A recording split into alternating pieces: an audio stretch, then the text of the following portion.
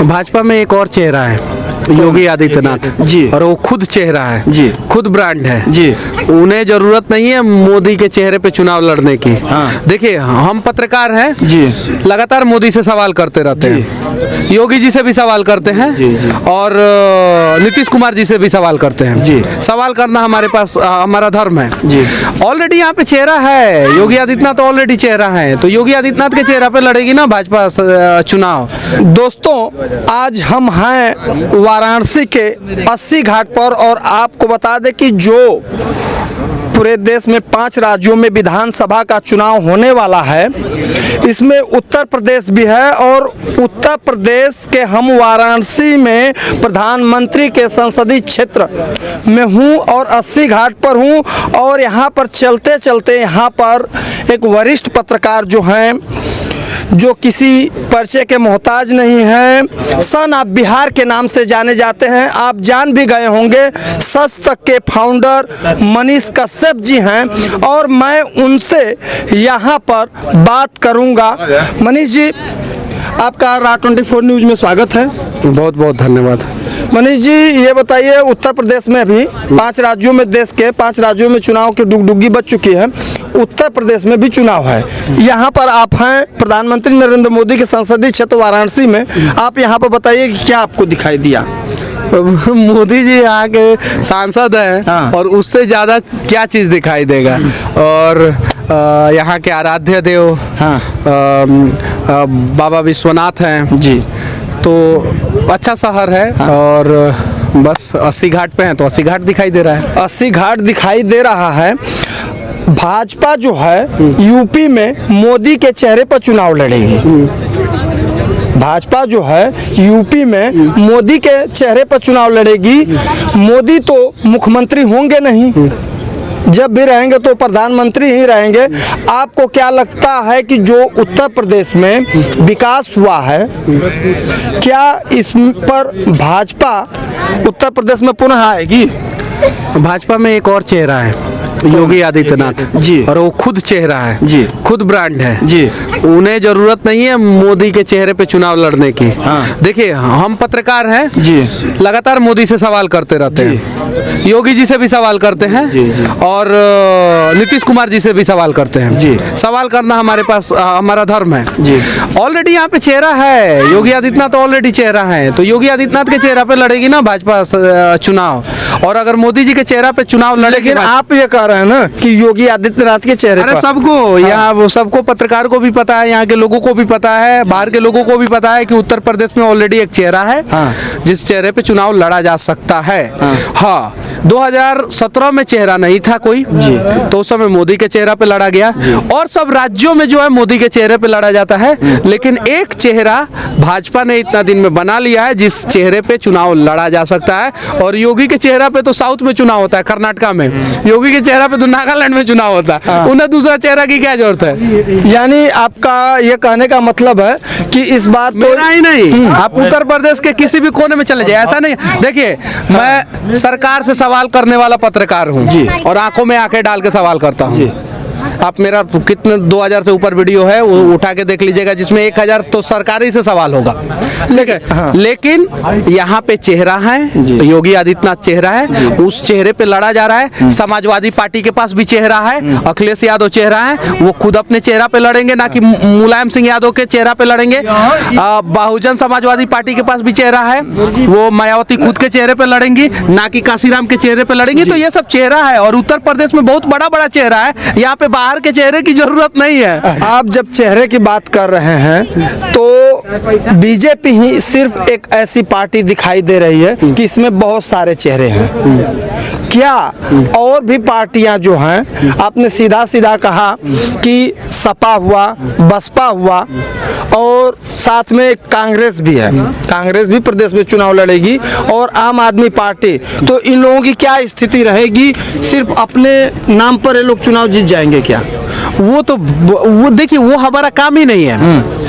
मैं इन सब चीज़ों पे चर्चा ही नहीं करता हूँ। अच्छा। हम लोगों का पत्रकारिता का तरीका अलग है और अलग सेक्शन में हम लोग रहते हैं, अलग चीज़ें दिखाते हैं। इन सब के बारे में जानना है ना तो एग्जिट पोल आप देख लीजिए। वो लोग चुनाव के पहले भी बहुत सारे लोगों को जितवा देते हैं और चुनाव के बाद भी जितवाते हैं, तो वो उनका काम है। सैंपल लेना, लोगों से पूछना कौन जीत रहा है, पूछते नहीं है, हवा में पूछ लेते हैं और हवा में ही सर्वे कर देते हैं और हवा में ही बता देते हैं कि इस बार इसकी सरकार बन रही है। तो वो तो भविष्य बताएगा। भैया वो दिन लद गया कि आप स्टूडियो से बैठे बैठे रिपोर्टिंग करके आप दिखा दोगे कि इनकी सरकार बन रही है, उनकी सरकार बन रही है, उनकी सरकार बन रही है। हकीकत यही है कि जो धरातल पर काम हुआ है उसी के अनुसार यूपी का चुनाव 2022 का ये होगा और देखा जाएगा कि अब किसकी सरकार बनती है। सिर्फ स्टूडियो से बैठ करके काम नहीं होने वाला है, आप हकीकत आकर के दिखाएंगे तभी काम होगा।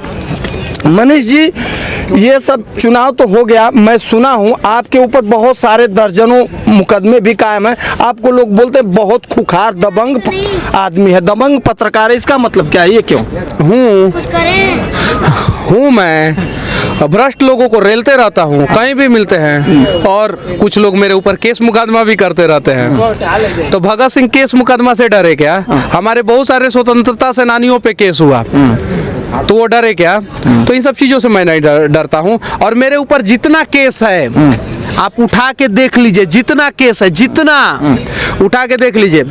अंग्रेज का मूर्ति तोड़ा, पाकिस्तान का झंडा फहराने वाले को कूटा, बैंक में करप्शन था उसके खिलाफ मैंने वीडियो बनाया, एक नेताजी पैसा बांट रहे थे उनको पकड़ लिया सीधे और वीडियो बना दिया।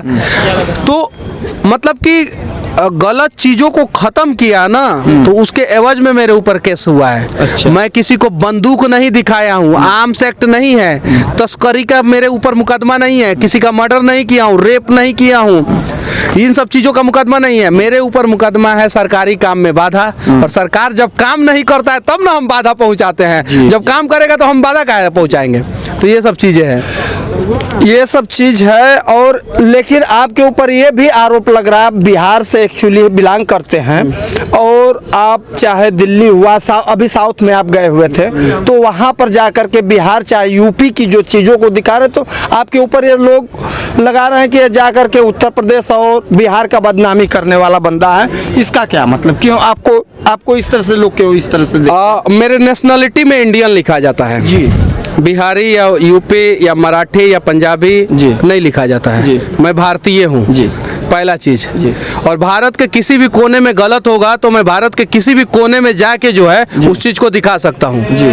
कश्मीर में 2 बिहारियों की हत्या हुई जी। उत्तर प्रदेश के लोगों की हत्या हुई जी। यहाँ के नेता क्यों नहीं पहुंचे कश्मीर, क्यों नहीं पहुंचे? और मैं कश्मीर जाके पहुंच के दिखा दिया उत्तर प्रदेश और बिहार के लोगों की स्थिति, तो मैंने बदनाम कर दिया और वहां पे हत्या हो गया तो सही हो गया। देखिए, किसी भी चीज का देखने का 2 तरीका होता है, आप किस तरीके से देखते हैं वो आप पे निर्भर करता है। हमें यहाँ पे करप्शन दिखता है जी। हम इसके खिलाफ आवाज उठाते हैं, आप इसी चीज को देखते हैं कि हाँ ये अरे मनीष कश्यप आवाज उठा रही तो बदनाम कर रहा जी। है, तो वो आपका नजरिया हुआ, ये मेरा नजरिया हुआ। तो मैं सुधार करवाने के प्रयास के लिए उन सब चीज़ों को दिखाता हूं और कुछ लोग इस चीज़ को निगेटिव समझ जाते हैं। तो आप निगेटिव समझे पॉजिटिव समझे उससे फ़र्क नहीं पड़ता है, हम अपने तरीक़ा से अपना काम करते रहेंगे। चलिए मनीष जी, चलते चलते एक लास्ट सवाल जो आपके बिहार से है, उसमें आपने जी जान लगा करके मेहनत भी किया था, लेकिन आज के डेट में वो मुद्दा ठंडा बस्ता में चला गया है, आयांश बाबू का। क्या आयांश बाबू के बारे में कुछ कहना चाहेंगे? अभी क्या स्थिति है और क्या चीज़ें इसके बारे में आयांश के लिए हम जानना चाहेंगे। बेंगलुरु में रिक्शा वाले अपने रिक्शा के पीछे आयांश का फोटो साट के जी। और गाड़ी चला रहे हैं, जो बिहारी हैं जी, बिहार के रिक्शा वाले जी। बिहार के रिक्शा वाले जो कम पढ़े लिखे होते हैं एज कंपेयर टू ग्रेजुएट जी लोगों के तुलना में। ऐसे हालांकि बहुत सारे पीएचडी होल्डर भी रिक्शा चलाते हैं, तो वो अलग बात है, लेकिन इन सब चीज़ों को समझना होगा। आयांश का इलाज के लिए पैसा इसलिए इकट्ठा नहीं हो पाया कि अयांश बिहार में पैदा हुआ था जी। अगर केरल में हुआ रहता तो 16 करोड़ के जगह पे 32 करोड़ इकट्ठा हुआ होता। अगर महाराष्ट्र में पैदा हुआ रहता और जितना मेहनत किए हम लोग तो 16 करोड़ के जगह पे 32 करोड़ इकट्ठा हुआ रहता। और यहाँ तक कि अभी जहाँ पे हम खड़े हैं उत्तर प्रदेश में भी फायदा हुआ रहता ना तो यहाँ के कोई नहीं तो कोई नेता उसकी मदद कर दिए होते। वो है बिहार एक्चुअली। लेकिन बिहार में समस्या क्या है कि वहाँ पे कुछ गलत तरीके से राजनीति करने वाले लोग जो है ना अच्छी चीजों को बदनाम करते हैं, अच्छी चीजों को बदनाम करते हैं और गलत चीजों को प्रमोट करते हैं और हम लोग वैसा नहीं करते हैं। तो इसलिए अयांश का जान अभी खतरे में कुछ लोगों ने डाला है। और देखिए समस्या ये है कि अयांश बचे, हम चाहते हैं और किसी भी हाल में बचे, लेकिन अयांश के साथ कुछ भी होगा ना तो उसका केस सुप्रीम कोर्ट में जाएगा, चाहे जो भी करना पड़े। और जो लोग उसे मारने का प्रयास किए होंगे या तो हम गलत साबित हो जाएंगे या तो जो मारने का प्रयास किए हैं वो गलत साबित होंगे और जो गलत साबित होंगे हत्या का केस उन पे दर्ज होगा। ये वादा करता हूं मैं किसी भी हाल में। या तो हमें गलत साबित करें, इनकम टैक्स का रेट हमें हमारे ऊपर पड़वा दें, आलोक सिंह के ऊपर पड़वा दें, उनके माँ के ऊपर पड़वा दें। हम एक पत्रकार हैं, हमारा काम है यहाँ पे कोई घायल हो गया तो हमारा काम है उसका मदद करना। यहाँ पे किसी को समस्या है तो हमारा काम है उसका समस्या का समाधान करना। ये नहीं काम है कि तुम्हारे बाबा ने क्या किया, तुम्हारे पापा ने क्या किया, उनके ऊपर कितना केस मुकदमा है तब हम तुम्हारा चीज दिखाएंगे। ये हमारा काम नहीं है। तो हमने अपना काम ईमानदारी से किया है और आज भी कर रहे हैं और आज भी अयांश के लिए लगे हैं। ऐसा नहीं है कि आज छोड़ दिया, लगे हैं। लेकिन अब देखिए कहाँ तक हम लोग सफल होते हैं और भगवान से प्रार्थना करते हैं, माँ गंगा से प्रार्थना करते हैं। यहाँ पे एक गंगा पुत्र है नरेंद्र मोदी जी, उनसे भी प्रार्थना करते हैं कि अयांश का इलाज जल्द से जल्द हो और ताकि वो बच्चा बच जाए। और अयांश ही नहीं, इस देश में जितने भी बच्चे बीमार हैं, जितने भी माता पिता के बच्चे बीमार हैं, उन सभी बच्चों का इलाज हो। मनीष जी आपका बहुत बहुत धन्यवाद। कुछ हमारे चैनल की लगा आप कुछ कहना चाहिए? बस इतना ही कहेंगे कि आप उत्तर प्रदेश के हैं जी और डिजिटल मीडिया के वजह से ही आज पत्रकारिता थोड़ी बहुत बची है जी। वरना पत्रकारिता का मतलब होता है कॉर्पोरेट हाउस, जितना बड़ा घराना उतना। तो ऐसे ऐसे पत्रकारों को सपोर्ट कीजिए और हो सके तो आप लोगों के सपोर्ट की वजह से ये लोग आगे बढ़ेंगे, तो थोड़ा बहुत सपोर्ट कीजिए बस। धन्यवाद। धन्यवाद दोस्तों, हमारे साथ ये मनीष कश्यप सच के फाउंडर थे। आपका राजा औजार R24 न्यूज़ में धन्यवाद। अगर हमारी आपको वीडियो अच्छी लगे तो आप इसको जरूर लाइक करें, सब्सक्राइब करें और शेयर करें। धन्यवाद।